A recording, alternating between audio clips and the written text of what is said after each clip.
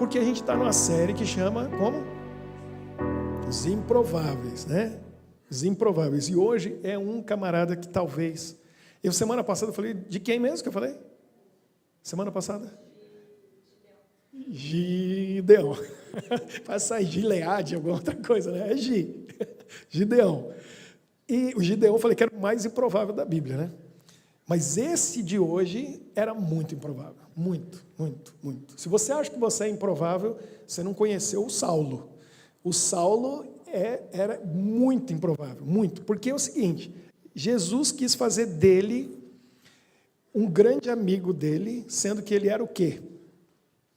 Começa com I e termina comigo.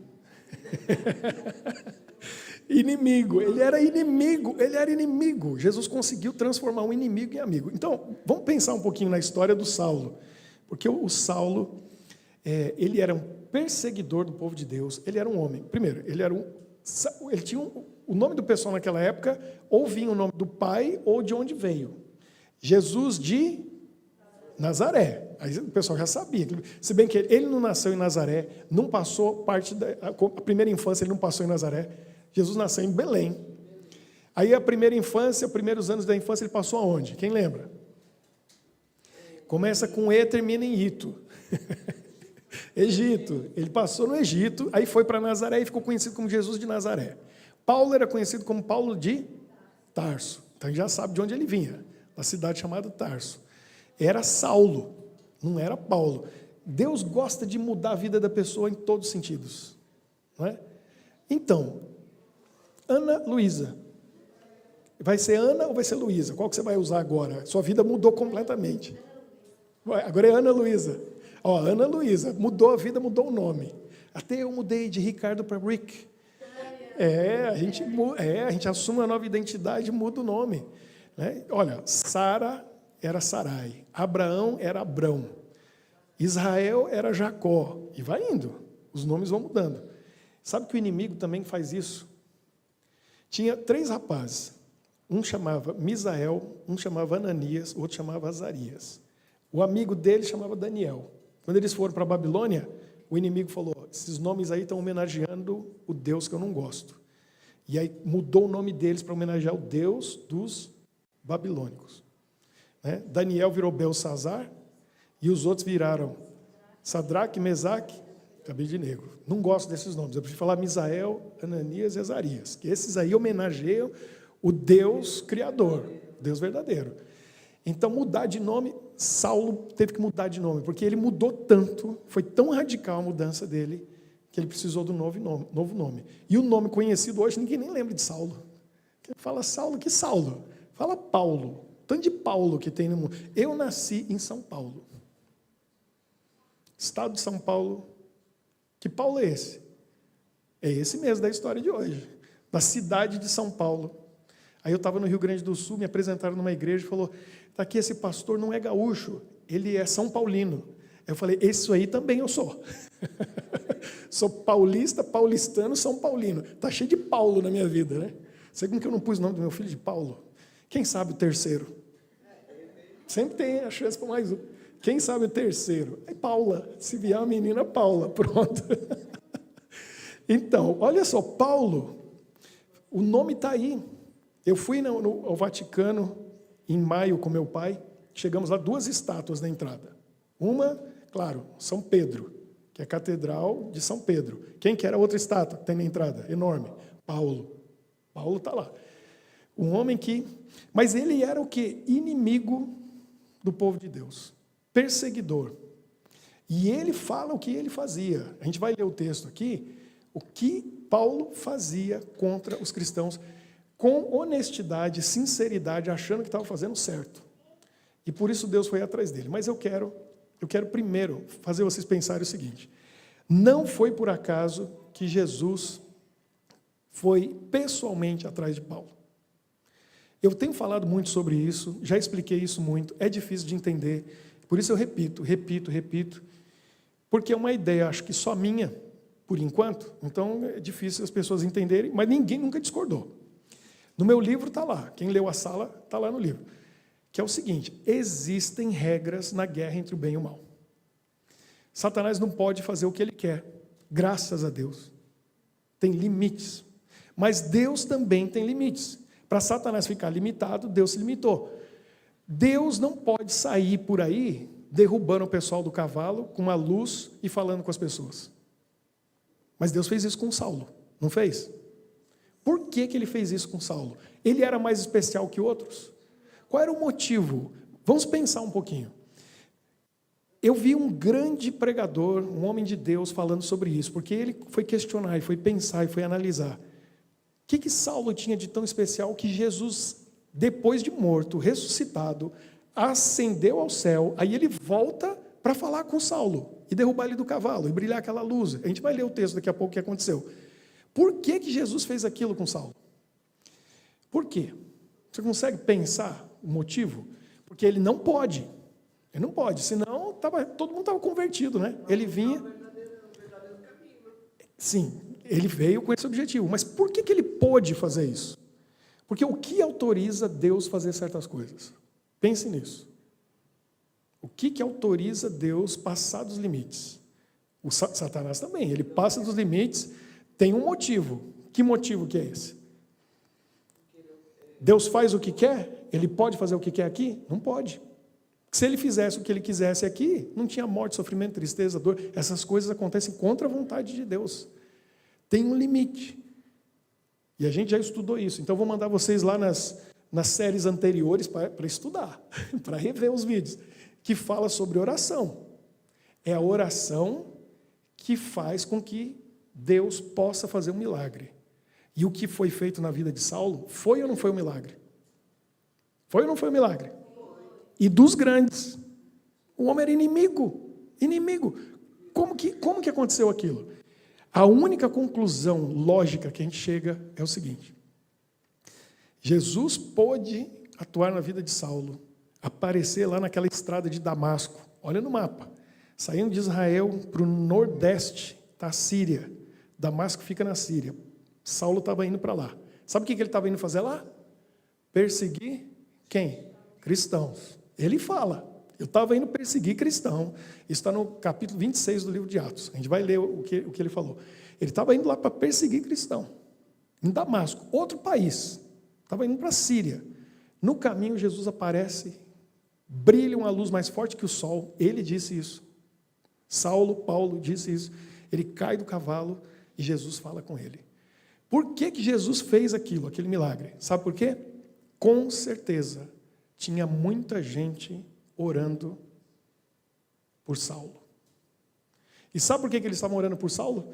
Porque estava fresquinho na memória deles um sermão que Jesus fez na montanha. Lembra do sermão da montanha? Mateus 5, 6 e 7. E ali, em Mateus 5, no sermão da montanha, Jesus disse o seguinte, talvez a frase mais forte daquele sermão.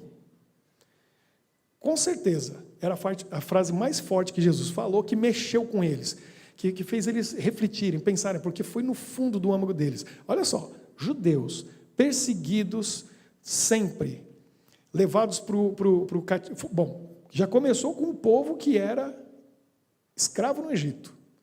Depois vieram os babilônicos, levaram eles para a Babilônia. Agora, quem que estava sufocando o povo de Israel? Quem que dominou aquela terra?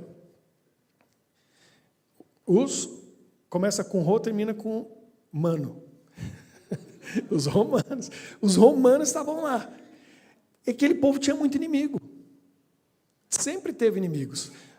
A semana passada eu falei, amalequitas, amorreus, jebuseus, filisteus, a lista é grande. Sempre teve inimigos. E aí Jesus vem naquele sermão e diz a frase mais forte que ele podia dizer ali, que chocou eles. Porque Jesus falou assim, amai vossos inimigos. Amai vossos inimigos. Era amar os romanos. Era amar os filisteus. Era amar o povo que perseguia eles. E aí ele falou, Jesus disse, está em Mateus 5, o quê? Amai vossos inimigos e orai pelos que vos perseguem. Parece que Jesus sabia o que ia acontecer. Porque quem que era o maior perseguidor, que a gente entende nessa história, dos cristãos? Saulo. que viajava até para outro país para perseguir cristão. Estava indo para Damasco. E ele aprovava a morte, a tortura dos cristãos. Então, os discípulos de Jesus, e eu não estou falando dos 12, estou falando dos que vieram depois, tanta gente. Lembra que depois do Pentecostes, Pedro pregou, 3.000 foram batizados. Estava crescendo o cristianismo. Esse povo leu o sermão. Esse povo ouviu a história do sermão, foi passando, e chegou para eles a informação, tem que amar os inimigos, Jesus falou, e tem que orar por quem persegue. Aí eles pensaram em quem? Com certeza, pensaram em quem? Tem que orar por Saulo. Ele é o perseguidor, Jesus mandou orar por quem está perseguindo a gente. E esse povo começou a orar por Saulo, e foi orando por Saulo, e foi orando por Saulo. E a oração dos verdadeiros cristãos por Saulo, porque Jesus falou, ore por quem te persegue. Saulo é o perseguidor. Aí Jesus falou, agora eu posso passar do limite. Agora eu posso atender a oração desse povo, que está clamando por esse Saulo. E aí Jesus vem e fala, você é o mais improvável. Você é o mais improvável. Porque você é um perseguidor. Mas eu vou fazer de você. Olha o que é o amor de Deus, o amor de Jesus. Você que matou Estevão. Você que está perseguindo os cristãos, pondo em prisão, torturando, fazendo tudo isso. Você vai ser um apóstolo. Vou te colocar junto com João, com Pedro, com Tiago, com Barnabé, com Felipe. Você vai estar com Simão, você vai estar com Tomé. Vai lá, ajuda ele na fé dele, que eu vou te dar fé, Saulo. Você não vai ser mais Saulo, você vai ser Paulo. O que aconteceu? Vamos ver primeiro no capítulo 9 de Atos. E a gente vai ver uma coisa muito interessante aqui. Olha o que diz aqui, Atos 9. Verso 3. Na sua viagem, quando se aproximava de Damasco, de repente brilhou ao seu redor uma luz que vinha do céu. Estou lendo Atos 9, verso 4 agora. Ele caiu por terra e ouviu uma voz que lhe dizia, Saulo, Saulo, por que você me persegue? Brilhou a luz, ele caiu do cavalo, ouviu aquela voz, quem és tu, Senhor? Saulo falou. Ele respondeu, eu sou Jesus a quem você persegue. Levanta-te e entra na cidade, alguém lhe dirá o que você deve fazer. Olha o que diz aqui. Os homens que viajavam com Saulo pararam emudecidos, ouviam a voz, mas não viam ninguém. Saulo levantou-se do chão e, abrindo os olhos, não conseguia ver nada. De modo que os homens o levaram pela mão até Damasco. Por 3 dias esteve cego, não comeu nem bebeu nada. Saulo ficou cego. Aí eu estava pensando hoje de manhã, lá em Antuérpia, nessa igreja de Gana, tem 4 tipos de cego. Primeiro tipo de cego é o que é cego. Ou seja, não é 4 tipos de cego, é 4 tipos de pessoas que não veem. Primeiro é o cego. O olho não funciona. Tem algum problema no globo ocular, na retina, no canal, no nervo óptico que liga para o cérebro, a pessoa está com um problema, não vê. Pergunta, Deus tem solução para esse? Tem. Jesus não deu visão para tantos cegos? Então, esse é o cego que não tem como ver, porque o olho dele não funciona, ele é cego. Essa pessoa que não vê porque ela é cega. Então, Deus tem solução. Ele cura da cegueira. Tem outro tipo de pessoa que não vê, mas é porque o olho não funciona mais porque ela morreu. Morto não vê, certo? De acordo com a Bíblia, a gente estuda e entende que morreu, a pessoa não vê mais. Lázaro ficou 4 dias sem ver nada.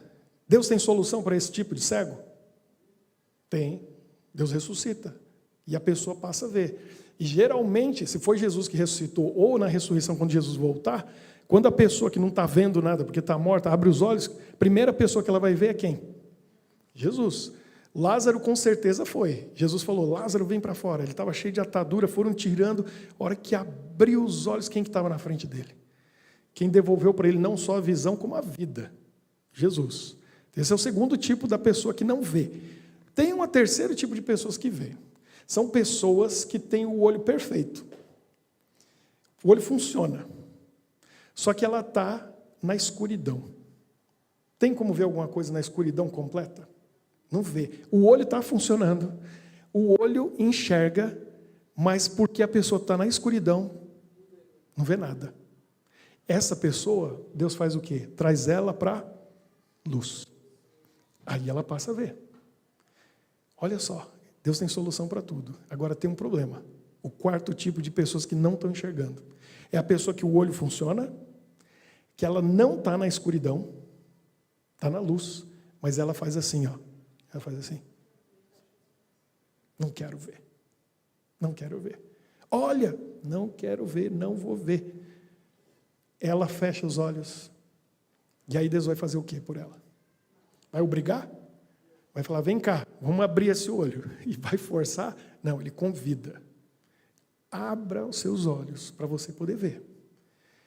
Todos nós passamos por um momento de cegueira, igual Saulo. E às vezes não é culpa nossa. Como tem gente que é cego. Não é culpa da pessoa não ver.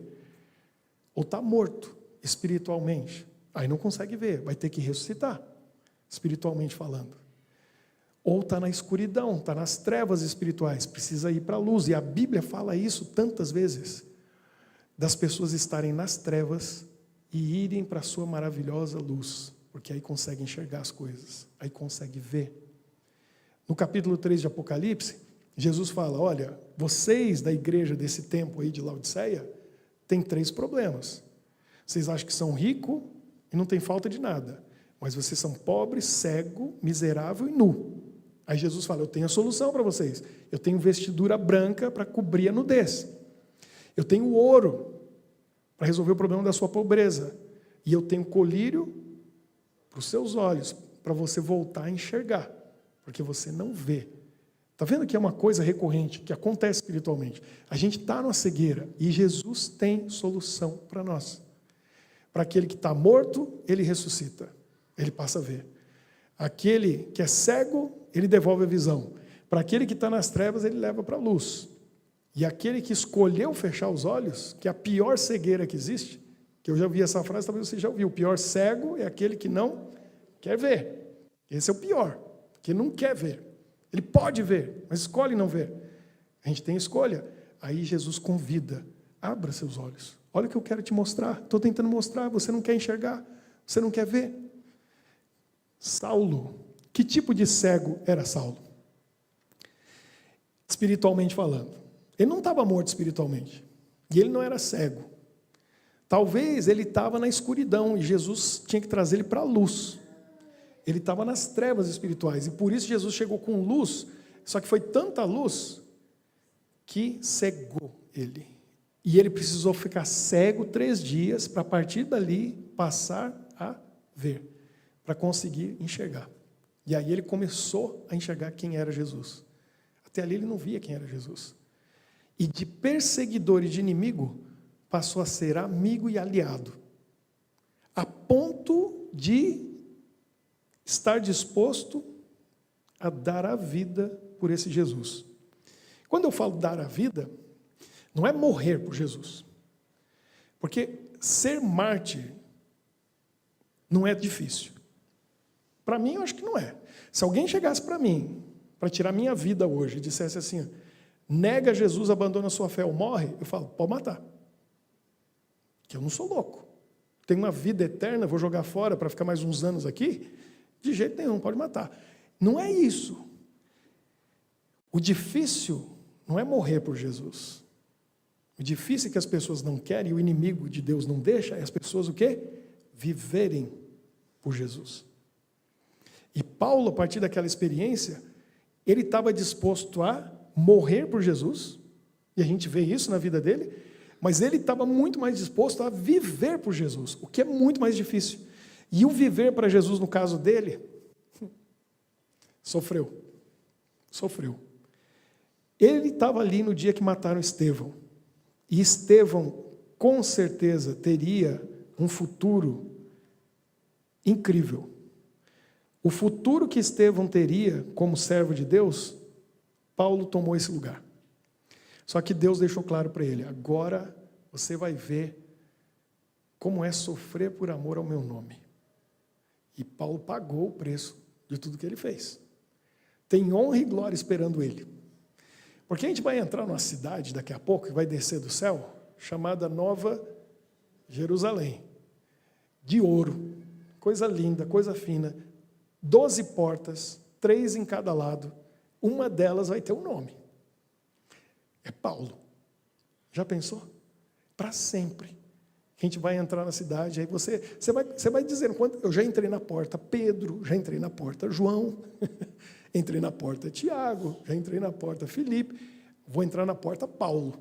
Sempre vai estar lá. Olha que honra. Mas esse homem teve que sofrer por amor a Jesus. E ele pagou pelo que ele fez. Ele sentiu na pele como Jesus sofreu. Olha o que diz aqui, 2 Coríntios 11, 23 a 38. A 28, 23 a 28. Olha o que Paulo diz. São eles servos de Cristo? Eu ainda mais. Devo estar fora de mim para falar desta maneira, mas trabalhei muito mais. Fui encarcerado muitas vezes. Foi preso. Muitas vezes, ele diz. Fui açoitado mais severamente e exposto à morte repetidas vezes. Vai ouvindo, não acabou não. Açoitado, preso, quase morreu muitas vezes. 5 vezes recebi dos judeus 40 açoites menos 1. Sabe por que eles davam 40 menos 1? Porque eles criam que 40 era o limite que alguém aguentava. Podia matar a pessoa. Então eles davam 40 menos 1. Quantas vezes ele falou que passou por isso? 5. 5 vezes. 3 vezes fui golpeado com varas. 1 vez apedrejado. 3 vezes sofri naufrágio. E não morria, né? Os barcos afundavam e ele sobrevivia. 3 vezes o navio afundou. Passei 1 noite e 1 dia como náufrago em alto mar. Imagina o que é isso. 1 noite e 1 dia inteiro flutuando, segurando um pedaço de uma tábua no mar. Tubarãozinho passando em volta, os peixes, sol, morrendo de sede. Imagina. Estive continuamente viajando de uma parte a outra, enfrentando perigos nos rios, perigos de assaltantes, perigos entre os meus compatriotas, perigos entre gentios, perigos na cidade, perigos no deserto, perigos no mar e perigos entre falsos irmãos, que acho que é o pior de todos, não é? Você confia no irmão que tem a mesma fé. E aí ele diz o quê? Perigo entre falsos irmãos. Terrível. Trabalhei arduamente, muitas vezes fiquei sem dormir, passei fome e sede, e muitas vezes fiquei em jejum. Suportei frio e nudez. E ele continua, falando da experiência espiritual dele e do que ele passou. Olha que coisa incrível. De inimigo e perseguidor, passou a ser perseguido. Aquele que matava, apedrejava, prendia, acabou preso, apedrejado e quase morreu quantas vezes? Até que, por fim, acabou morto mesmo. Tudo isso porque ele, de mais improvável, passou a ser amigo de Jesus, companheiro de Jesus, aliado de Jesus. Porque os olhos dele se abriram. Se abriram. Eu quero terminar a história dele, lendo para vocês o que ele diz. Porque quando ele conta isso, ele dá muito mais detalhe. Quando finalmente ele chega diante de um rei chamado Agripa, Paulo teve permissão para falar. E aí ele foi contando a história dele para o Agripa. Olha o que ele diz. Ele diz o seguinte: eu também, e agora eu estou lendo Salmo 26, Atos 26, verso 9 em diante. Eu também estava convencido de que deveria fazer todo o possível para me opor ao nome de Jesus, o Nazareno. E foi exatamente o que fiz em Jerusalém. Com autorização dos chefes dos sacerdotes, lancei muitos santos na prisão e votava contra eles quando eram condenados à morte. Ou seja, ele era responsável pela morte também. Vão matar Estevão? Paulo falou, apoiado. E ele voltava. Muitas vezes ia de uma sinagoga a outra a fim de castigá-los e tentava forçá-los a blasfemar. Na minha fúria contra eles, cheguei a ir a cidades estrangeiras para persegui-los. Paulo contando os detalhes. Em uma dessas viagens, ia rumo a Damasco, com autorização e permissão dos chefes dos sacerdotes. Por volta do meio-dia, e ele falando com o rei Agripa, estando eu a caminho, vi uma luz no céu, mais resplandecente que o sol, brilhando ao meu redor e ao redor dos que iam comigo. Todos caímos por terra.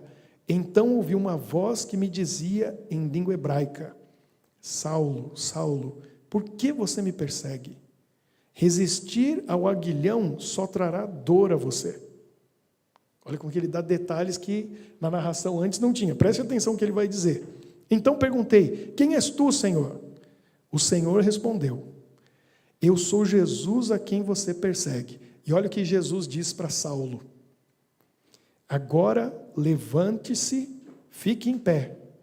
Eu apareci para constituí-lo servo e testemunha do que viu a meu respeito e do que mostrarei a você. Prestou atenção nos verbos que Jesus falou para ele? Eu estou te chamando agora para você ser o quê? Servo e testemunha do que você viu. Ele ficou 3 dias cego, mas Jesus está falando para ele: você me viu, você vai ser testemunha do que você viu antes de ficar cego. E do que eu ainda vou te mostrar. Ou seja, você vai ficar cego, mas depois você vai voltar a ver. Porque eu vou te mostrar. E olha que Jesus diz para ele: eu o livrarei do seu próprio povo e dos gentios, aos quais eu o envio. Para fazer o quê? Olha só. Para abrir-lhes os olhos e convertê-los das trevas para a luz e do poder de Satanás para Deus, a fim de que recebam o perdão dos pecados e herança entre os que são santificados pela fé em mim.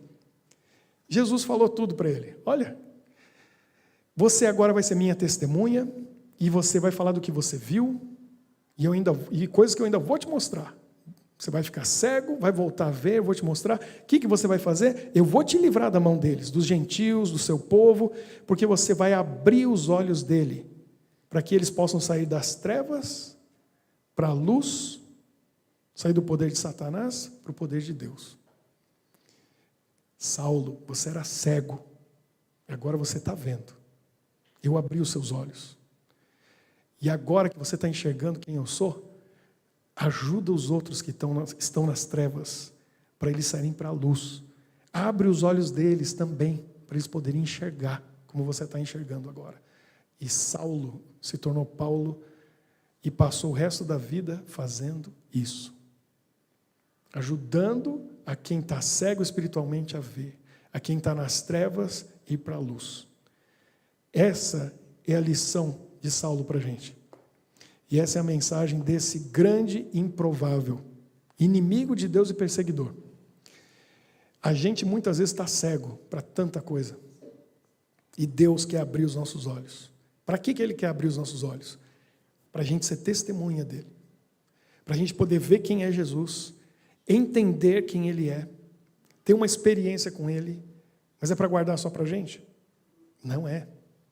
Se a gente quer ter a honra e a glória que Saulo, agora Paulo, teve e vai ter ainda, se a gente quer ser amigo de Jesus, companheiro dele, a gente precisa fazer o que ele manda. E Jesus disse para nós: ide e fazei discípulos. Ensina a eles todas essas coisas que vocês aprenderam. Vai e busca mais um. Tem muito espaço aqui, não tem? Cabe mais cadeira aqui? Então a gente tem que fazer o trabalho de Paulo. Paulo fez o trabalho? Sabe o que os judeus falam? Jesus não foi o problema. Jesus foi, pregou, contou as historinhas lá de parábola, não sei o que, morreu, sumiu. O cristianismo ia morrer. Mas veio um tal de Paulo e saiu espalhando pelo mundo. Paulo foi para a Ásia Menor, que hoje é a Turquia, onde ele ficava lá 1 ano, 2, plantava uma igreja na cidade, ia para outra cidade, plantava outra igreja, foi na Grécia, foi em Roma, foi andando por tudo. Paulo seguiu a ordem de Jesus, e ele foi tirando o pessoal das trevas para a luz. Nosso trabalho hoje é o mesmo de Paulo. A gente precisa dar uma relação com Jesus para ter os nossos olhos abertos e entender. E eu estou entendendo tanta coisa, cada vez mais. E agora eu estava no Brasil durante um mês, fui em colégios, escolas, igrejas, e ensinando as pessoas, em visitas com as pessoas, ensinando a minha experiência, as respostas de oração, dando meu testemunho. Essa é a nossa missão, é o nosso trabalho. Essa foi minhas férias. Quase que não teve férias. Foi mais trabalho do que qualquer outra coisa. Você acha que eu não estou feliz? Estou cumprindo a missão, feliz da vida. A gente tem que fazer isso, compartilhar a nossa experiência, como Paulo fez, trazendo as pessoas das trevas para a luz. Porque não tem nada mais precioso e valioso quando a gente olha para alguém que não entendia as coisas e agora ela passa a entender. Quando ela não via Jesus, ela passa a ver. Quando ela está feliz, realizada, contente, e dentro do coração dela está uma plenitude, porque Deus entrou na vida dela. E aí você é culpado. Você é culpada. Culpado do quê? De ter sido uma ferramenta na mão de Deus. De ter deixado Deus usar você para tocar uma vida. Então que a gente aprenda com a lição de Paulo. Que a gente caia do nosso cavalo, nem que fique cego uns 3 dias, para depois que a gente enxerga, ajudar outros a verem também. A saírem das trevas para a luz, para eles poderem enxergar. Vamos dedicar nossa vida a Deus hoje, através de uma oração, pedindo para Ele nos ajudar a ter a experiência de Paulo. Venho aqui e vamos fazer o nosso círculo, nossa oração, antes de nós cantarmos mais uma vez, pedindo a Deus, eu quero a experiência de Saulo, eu quero ser Paulo, eu quero mudar meu nome, eu quero ter uma nova vida, eu não quero ser inimigo, eu quero ser amigo de Jesus. E Ele vai ajudar a gente a enxergar as coisas que precisamos enxergar, mas também Ele vai ajudar a gente a ajudar outros a abrirem os olhos e verem aquilo que eles não conseguem ver. Pode fechar o círculo aqui. Isso, vem para cá. E a gente vai fazer a nossa oração. Querido Deus, muito obrigado por mais esse encontro que nós tivemos hoje, deixando a Tua palavra falar a nós, pensando e refletindo sobre a vida de Saulo, que se tornou Paulo, que deu e dedicou a sua vida para Te servir, levando outros a verem aquilo que ele conseguiu enxergar, tirando eles das trevas para a Tua maravilhosa luz, para que eles possam ver e entender que Jesus é o nosso Salvador, aquele que nos dá vida em abundância aqui na terra e uma vida eterna depois daqui. Abençoe a cada um de nós, cada um que veio aqui hoje para louvar o Teu nome e para ouvir a Tua palavra. Cada um que veio aqui para pensar, refletir sobre a nossa vida, porque temos uma semana diante de nós, com lutas, com atividades, mas nós queremos caminhar contigo e sermos Tuas testemunhas, ajudando aqueles que estão ainda em trevas a verem aquilo que nós já conseguimos ver, que eles possam enxergar o que nós enxergamos, que o tempo passado contigo é o mais precioso que existe, que os momentos de oração fazem diferença na nossa vida, que a entrega total da nossa vida a Ti nos dá plenitude de vida e nosso coração fica completo quando Jesus mora nele. Abençoe todos nós, para que essa semana a gente possa pensar e refletir sobre Saulo e Paulo, esse homem que mudou de vida completamente e viveu e morreu por Ti. Que a nossa vida tenha também sentido, significado, razão de existir, para que o nosso dia a dia seja pleno de sentido ao vivermos por Ti e, se preciso, morrermos por Ti também. Nós colocamos a vida de cada um aqui e também aqueles que estão em casa acompanhando online nesse momento. Em nome de Jesus. Amém. Deus abençoe todos vocês.